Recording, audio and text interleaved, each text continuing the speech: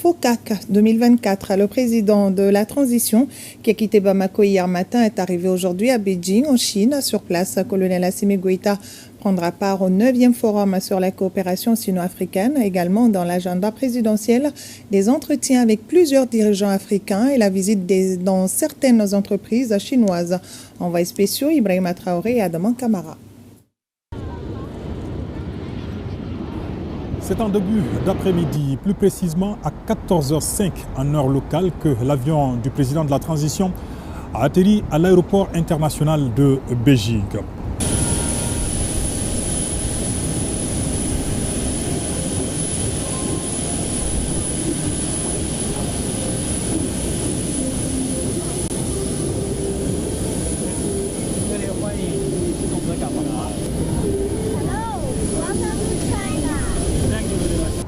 À sa descente d'avion, le chef de l'État est reçu avec tous les honneurs. Honneurs rendus par un détachement de l'armée chinoise.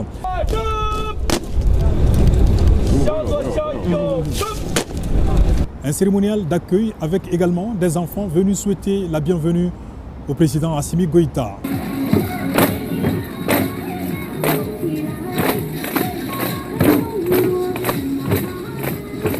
Le président de la transition, accompagné d'une forte délégation, entame ainsi une visite de quelques jours à Beijing avec un agenda hyper chargé.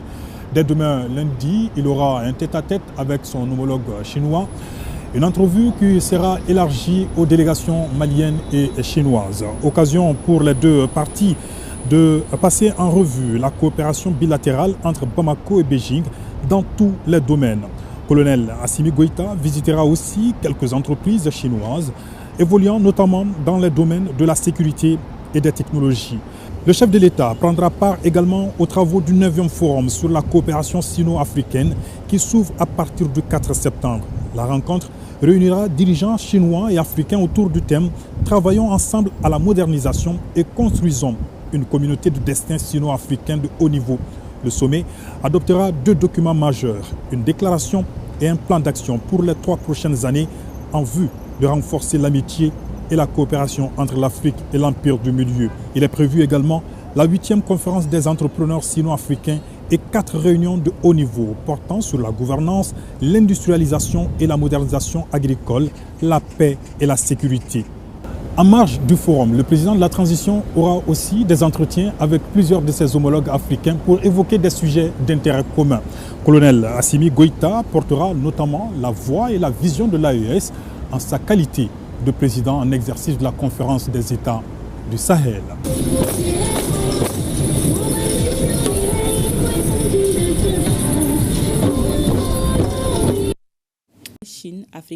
Chine-Afrique.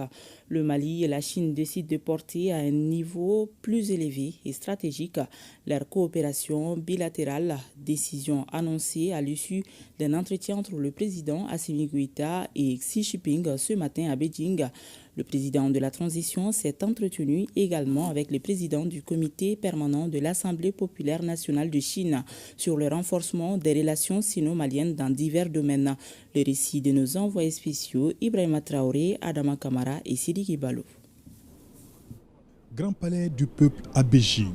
Au 2e jour de sa visite, le président de la transition débute son agenda avec des rencontres de haut niveau en vue de consolider les liens bilatéraux entre le Mali et la Chine.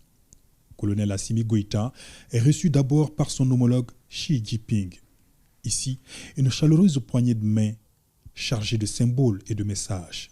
Les 2 dirigeants affichent à la face du monde leur amitié et celle de leurs peuples respectifs, une relation historique qui remonte aux années des indépendances. Et au cours de cette séance de travail entre les délégations maliennes et chinoises, les présidents Goïta et Jinping s'engagent à œuvrer ensemble pour porter la coopération sino-malienne à un niveau plus élevé. Cela dans le cadre d'un partenariat stratégique gagnant-gagnant fondé sur la solidarité, la confiance et le respect mutuel.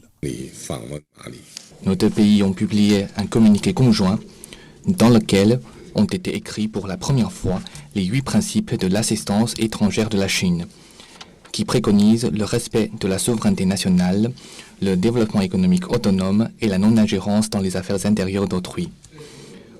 Ces principes sont non seulement une orientation pour l'amitié et la coopération sino-malienne de longue date, mais aussi les prémices de la Chine et de l'Afrique pour bâtir un nouvel ordre international. À l'heure actuelle, la portée stratégique des relations sino-maliennes s'avère plus importante. La Chine entend se soutenir mutuellement avec le Mali et d'autres pays en développement pour suivre ensemble une voie de modernisation adaptée à leurs conditions nationales.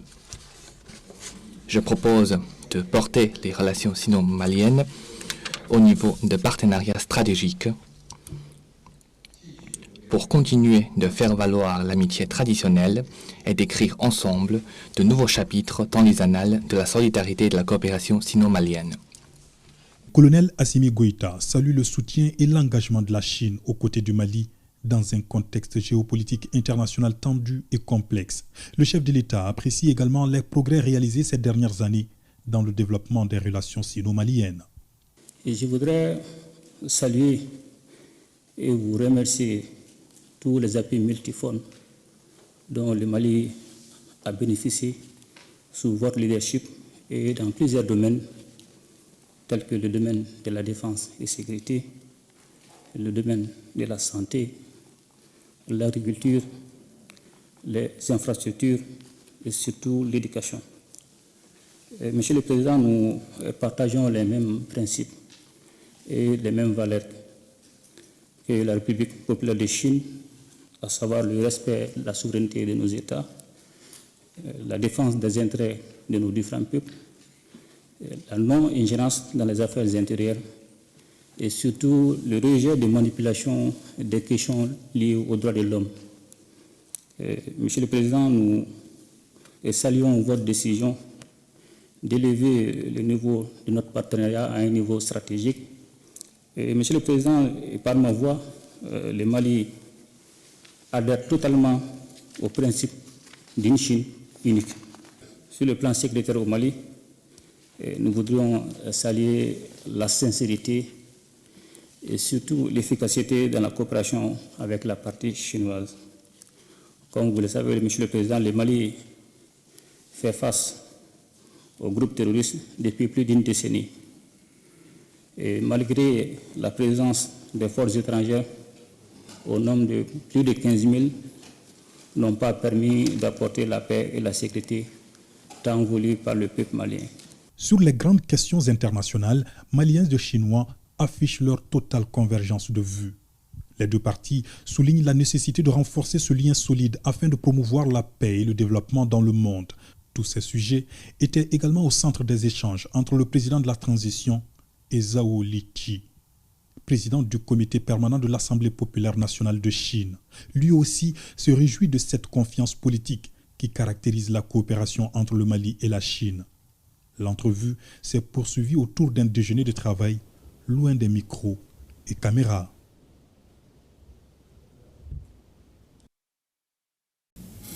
Dans le cadre du renforcement de l'outil de défense nationale, le président de la transition en séjour à Beijing visite la société Norinco. Norinco est aujourd'hui la seconde plus importante société de l'industrie de l'armement de la République populaire de Chine. Elle a ses bureaux dans quelques pays africains comme le Nigeria, le Sénégal ou encore l'Angola. Un mémorandum d'entente a été signé lors du passage de la délégation présidentielle. Envoyé spécial Yanyalou Traoré, Sidiki Balo. Nous sommes à la périphérie de Beijing, au siège de la société Norinco. Le temps est clément, le soleil brille avec majesté sur les drapeaux chinois et maliens flottant dans l'air. Un invité de marque est attendu par le PDG et son personnel.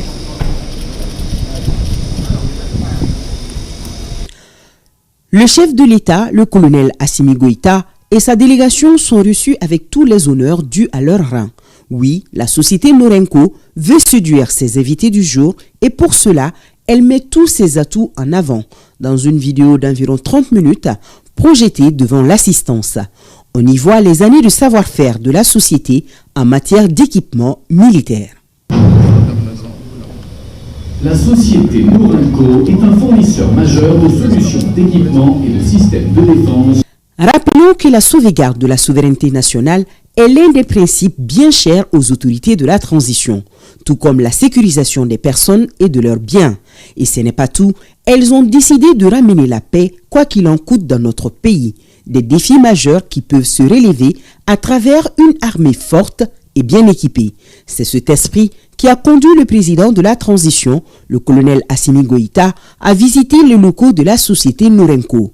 Fondée en 1980, Norenco est aujourd'hui la seconde plus importante société de l'industrie de l'armement de la République populaire de Chine.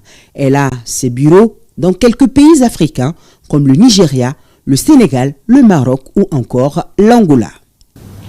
Au moment où les pays avec lesquels nous partageons l'histoire et la géographie nous ont imposé des sanctions illégales, illégitimes et inhumaines, la société Norenco nous a livré des équipements que cet acte, nous ne l'oublierons pas. Notre pays est aujourd'hui sur plusieurs fronts. La guerre menée contre les forces du mal en constitue une des priorités. La montée en puissance de l'armée nationale suit une trajectoire bien définie où il est impératif de bien fournir les hommes sur le théâtre des opérations en armement de dernière génération. Le chef suprême des armées, très attentif, découvre les matériels exposés en son attention.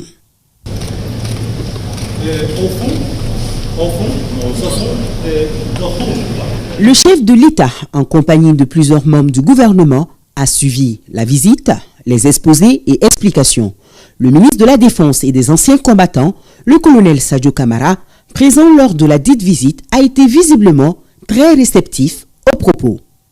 Nous avons pu apprécier